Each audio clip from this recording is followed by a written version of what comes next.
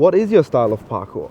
And if you don't do parkour, do you even know that we have different types of parkour now? Of course you don't, because all you do is think about yourself. I've laid out 10 types of parkour we can observe in the wild today. What makes them different is not just what moves are done, but also how they are done, and most importantly, why people choose to do them. As far as I know, a list like this doesn't exist anywhere else. And I've spent 20 years in the world of parkour, and let me tell you, the different ways you can practice this art form will surprise you. Original tracers.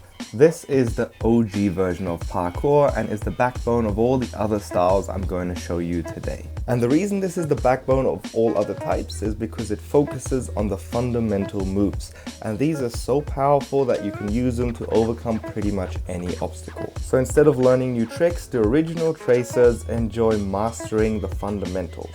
In true Bruce Lee manner, they're not doing 1,000 tricks once, they're doing one trick 1,000 times. And while they practice, they're focused on improving their accuracy, their consistency, and also push the distance they can cover with their jumps. Consistency is extremely important to most original tracers because they also like to perform their tricks at a little bit higher up to improve their mental strength. This is rooted in the original philosophy of parkour that was all about becoming strong and useful so you could survive emergency situations.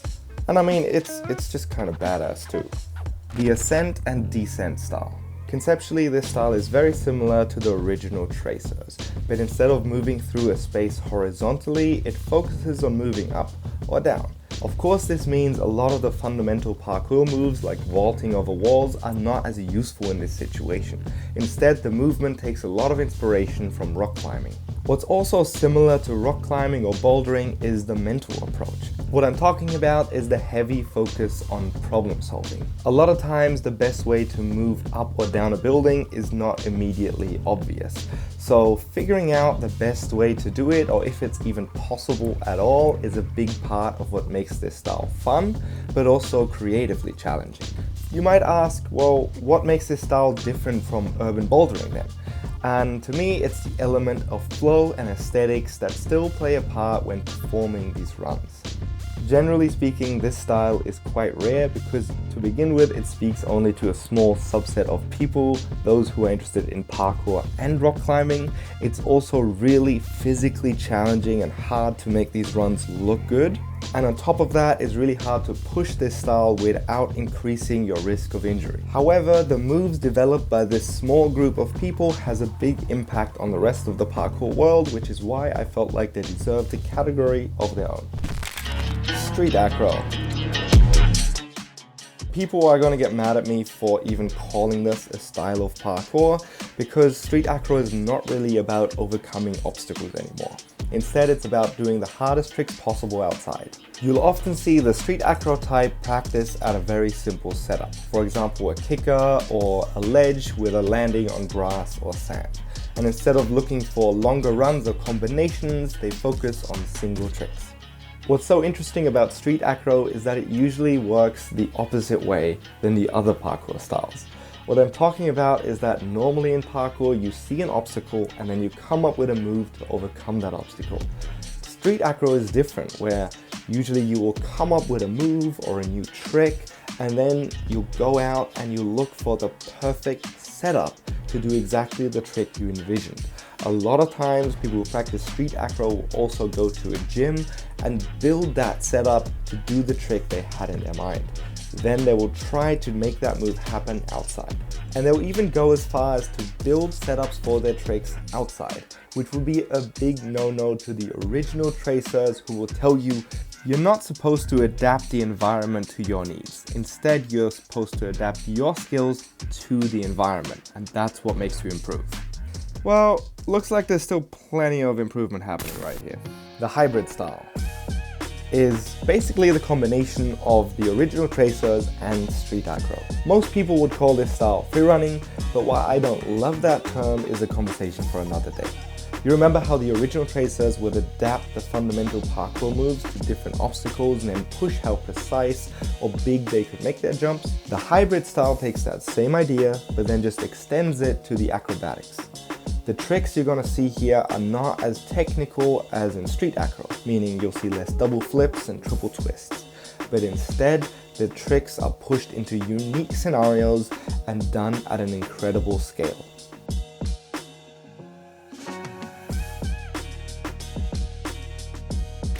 The Gizmo style.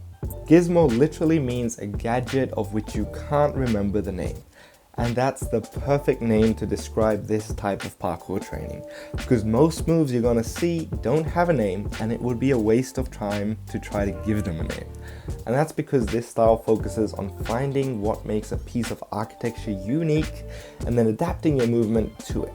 This results in funky movement that would literally not be possible to do in any other location, thus making it useless to come up with a name for that move because you're never going to do it again. To be able to do this style well usually requires you to not just be incredibly creative and patient when you're putting together those runs, but you also need to have a huge vocabulary of moves to pull from and then adapt to the situation you are in. By the way, if any of these styles sound fun, you might want to explore learning parkour yourself. And for that reason, I designed an online parkour beginner course for self-study, meaning you don't need a coach or gym to learn the fundamentals. And with those fundamentals, you can then do any type or style of parkour you'd like, and you can enjoy moving freely and becoming stronger physically and mentally. If that sounds interesting, check out the course, link in the description. Now back to the video. Art of motion.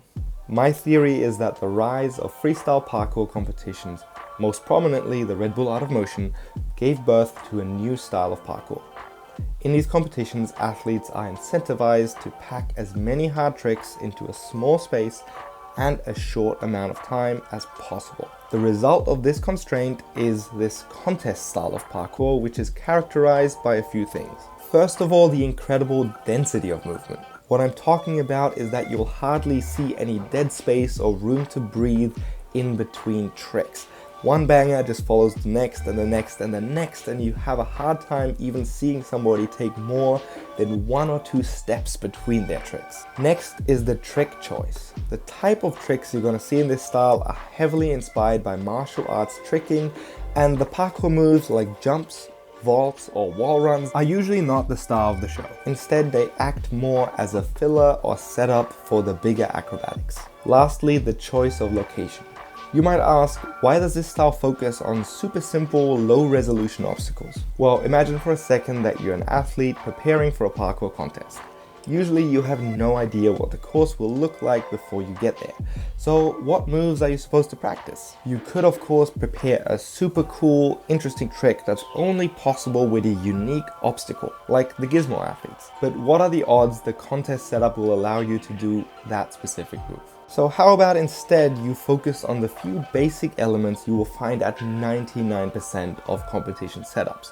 And those are a slanted wall, a vault box with a drop behind it, a bar, and a ledge at shoulder and or waist height. Of course, it's the smarter decision to go for the second option, because if you practice with those setups, you get to actually show your hard work in a competition setup, and you'll have a better chance of doing well in that event.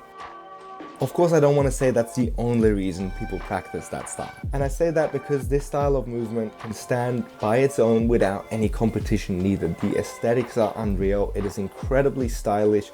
Athletically, it is unreal what these athletes are performing on a trick level while also interacting with obstacles in an incredibly precise manner. All I'm saying is that freestyle competitions started rewarding this style, which means it became more popular. The challenge style.